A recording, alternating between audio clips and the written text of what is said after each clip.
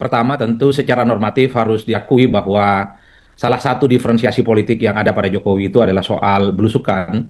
Bagaimana politik belusukan itu kan memang cukup melekat dengan Pak Jokowi sejak di Solo, kemudian ke Jakarta dan menjadi presiden 2 periode. Publik punya kosakata baru terkait dengan Pak Jokowi, belusukan, belusukan, dan belusukan. Jadi sebenarnya tidak terlampau mengherankan kalau kemudian misalnya Pak Jokowi sekalipun tidak jadi presiden, gaya komunikasi publiknya itu adalah turun ke masyarakat. Itu yang normatif. Tapi memang secara politik publik tentu tidak berhenti di situ. Ada tafsir-tafsir yang terus berhembus kencang, misalnya soal bagaimana Pak Jokowi terus ingin melakukan penetrasi politik ke akar rumput supaya pengaruh politiknya itu akan semakin signifikan, terutama dalam menghadapi pertarungan-pertarungan politik di masa-masa yang akan datang. Khususnya pemilu yang terdekat adalah 2029, karena apapun judulnya, Jokowi hari ini adalah Jokowi yang sangat identik dengan PSI misalnya. Bicara Jokowi hari ini adalah Jokowi yang sangat identik dengan Gibran. Bahkan itulah yang kemudian dibaca oleh publik ini semacam sekali mendayung dua pulau terlampaui. Satu sisi ini adalah model kesukaan Pak Jokowi, belusukan dan penetrasi ke bawah, tapi pada saat yang bersamaan mungkin ada faedah elektoral yang nantinya diharapkan oleh Pak Jokowi, yaitu soal kalau orang semakin merasa dekat, merasa nyaman, dan mungkin merasa happy dengan Pak Jokowi, maka akan ada efek politik yang memutar. Jadi siapapun nantinya yang akan didukung oleh Pak Jokowi, baik itu partai politik ataupun figur, dia orang yang merasa suka dan merasa happy dengan Pak Jokowi, pastilah akan tegak lurus kemana arah dukungan politik Jokowi itu berlabuh. Ya, per hari ini publik melihat Jokowi juga akan membesarkan PSI seperti yang disampaikan oleh Jokowi beberapa waktu yang lalu, bahwa Jokowi akan total, akan all out turun ke masyarakat untuk memenangkan PSI.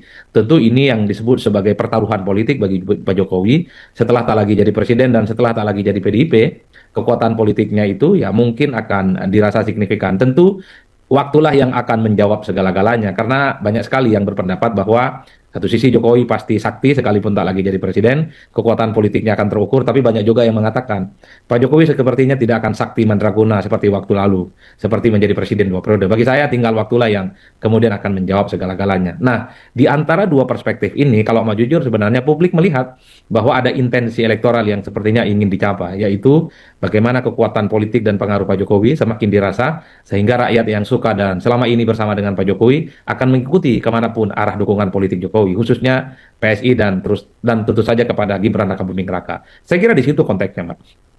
Oke, Mas Adi, artinya kalau sekarang ada nggak sih Mas diamati soal bagaimana peta politiknya dukungan Pak Jokowi ini masih besar di mana misalnya secara personnya dia atau seperti apa Mas? Ya, saya kira memang kurang lebih sekitar 1 tahun 6 bulan setelah Jokowi tidak lagi jadi presiden, Jokowi misalnya masih kuat di basis-basis Jawa, khususnya di Jawa Tengah ya, dan mungkin ada sebagian di Jawa Timur, ada juga di Bali, Banten, dan secara umum di luar Jawa juga ada penetrasinya. Nah, yang menjadi menarik dari Pak Jokowi itu adalah soal apakah setelah tak jadi presiden, tidak melekat kekuasaan kepada Pak Jokowi, sudah tidak melekat pada dirinya adalah seorang presiden dan orang nomor satu di negara, apakah pilihan dan sikap politiknya itu akan terus menjadi magnet ataupun tidak? Kan di situ perdebatannya.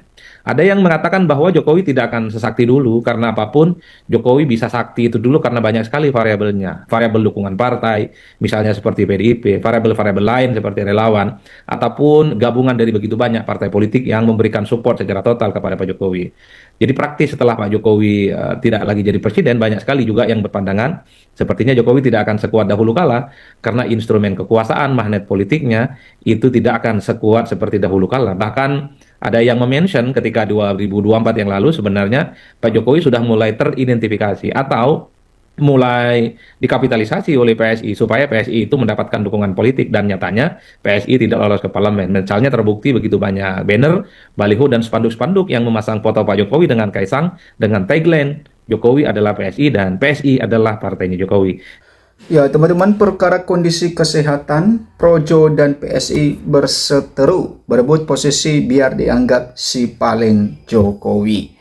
Nah, memang teman-teman, setelah Pak Jokowi tidak lagi menjabat sebagai Presiden Republik Indonesia, maka ya seakan-akan PSI dan Projo ini selalu menyatakan diri bahwa mereka yang paling si Jokowi, artinya mereka yang paling identik dengan Pak Jokowi. Ya, sama juga bahwa PSI ya mengklaim bahwa PSI ini adalah ya identik dengan Jokowi, dan juga Projo ya identik dengan Jokowi. Sehingga ketika ya Projo memberikan satu pernyataan bahwa Pak Jokowi ya sudah mulai pulih dan nantinya bulan Juni akan keliling ke Indonesia, ya maka PSI ya mengomentari hal itu bahwa ya bukan mereka yang tahu kondisi Pak Jokowi,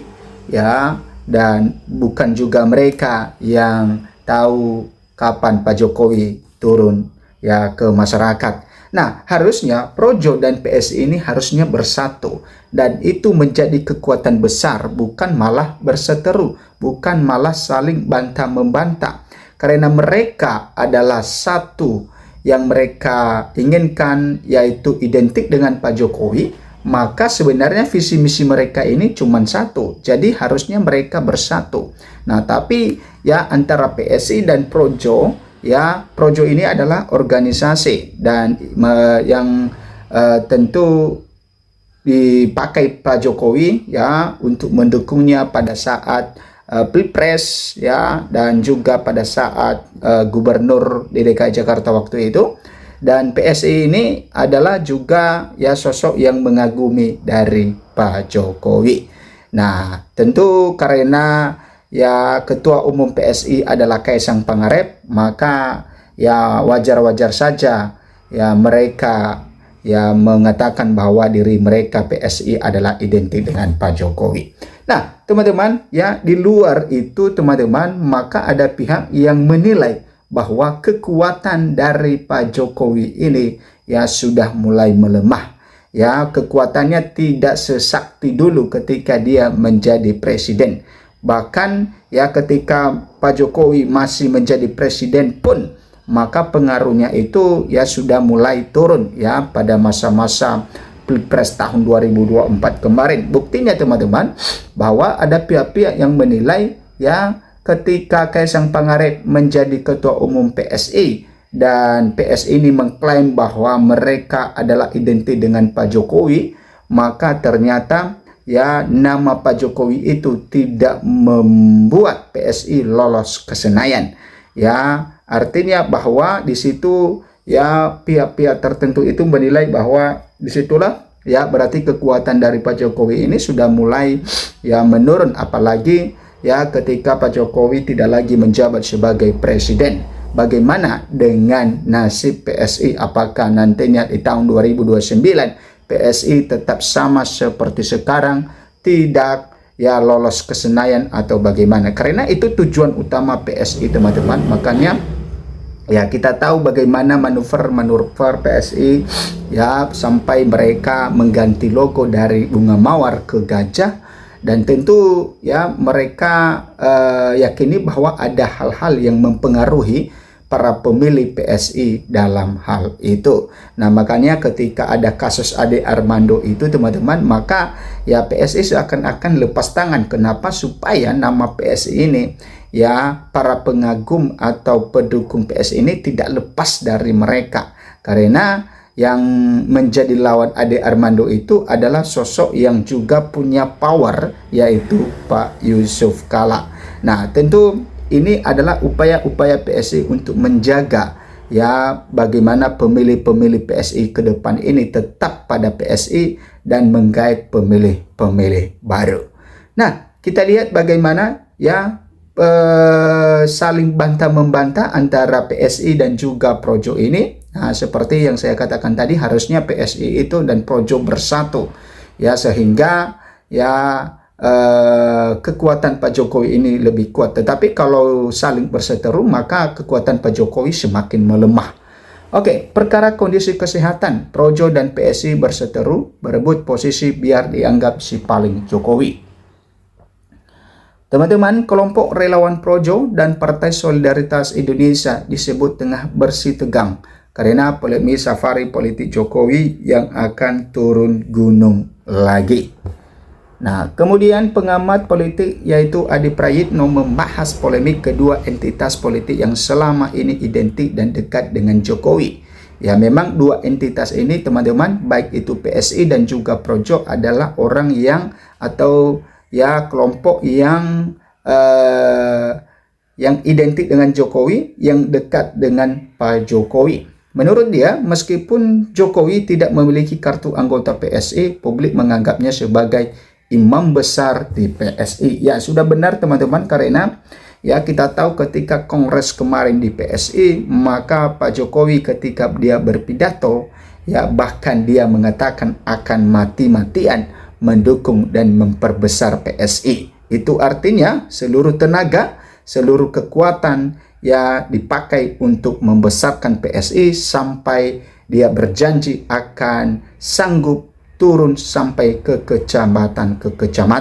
Nah, tentu yang menjadi pertanyaannya bagaimana dengan nasib Projo dalam hal itu? Apakah Pak Jokowi meninggalkan begitu saja? Atau Pak Jokowi nantinya setelah PSI maka dia juga akan turun nantinya untuk Projo? Karena ya jasa untuk Projo buat Pak Jokowi ini juga sangat-sangat luar biasa sekali. Mereka adalah organisasi yang setia mendukung Pak Jokowi sampai akhir masa jabatan Pak Jokowi jadi presiden. Bahkan ketika Pak Jokowi pun tidak lagi menjabat sebagai presiden, maka tetap mereka menganggap bahwa mereka adalah si paling Jokowi. Nah, sehingga ya ini juga tidak mungkin ya Pak Jokowi melepaskan Projo ini begitu saja. Ya, kita tidak tahu nanti seperti apa ke depan, karena ya nantinya baru kita paham adalah ketika waktunya sudah dekat.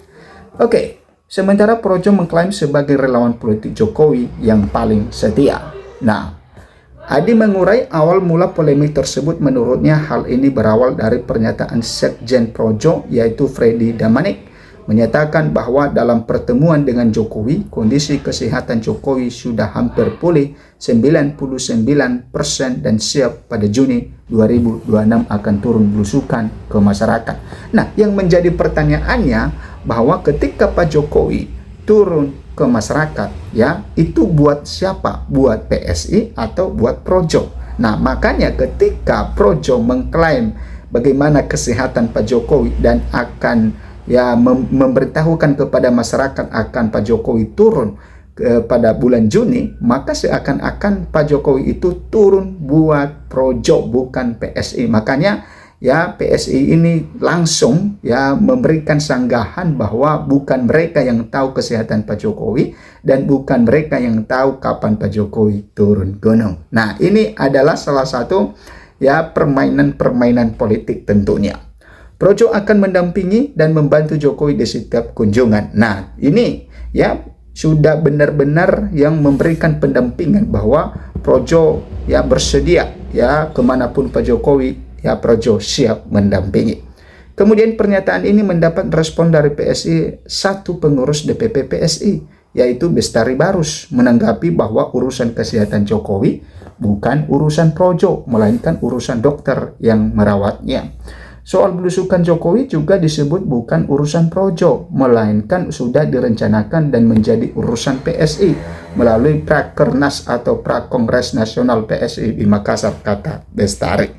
Nah, menanggapi ketegangan dan berebut klaim si paling Jokowi, Adi menilai muncul kesan kecemburuan politik antara PSI dan Projo soal siapa paling dekat dan paling berhak mewakili Jokowi.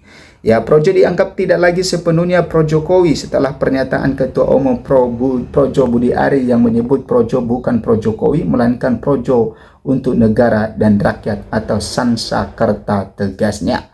Ini menciptakan kesan rebutan klaim kedekatan dengan Jokowi pasca Jokowi tidak lagi menjabat presiden. Ya memang teman-teman, pengaruh Pak Jokowi ini di masyarakat memang sangat besar sekali. Makanya dari dua organisasi atau dua ya entitas ini yaitu PSI dan juga Projo saling berebut mereka yang paling dekat dengan Pak Jokowi. Nah, kita tidak tahu nantinya seperti apa ketika Pak Jokowi belusukan ya di bulan Juni, teman-teman. Siapakah yang mendampingi mereka? Apakah yang mendampingi mereka adalah Projo atau juga PSI? Dan bisa saja yang mendampingi Pak Jokowi ya Projo dan juga PSI ya ada di kiri kanan mereka. Nah, teman-teman ya silakan memberikan komentar Anda mengenai pandangan seperti ini dan semoga Pak Jokowi ya tetap sehat-sehat saja.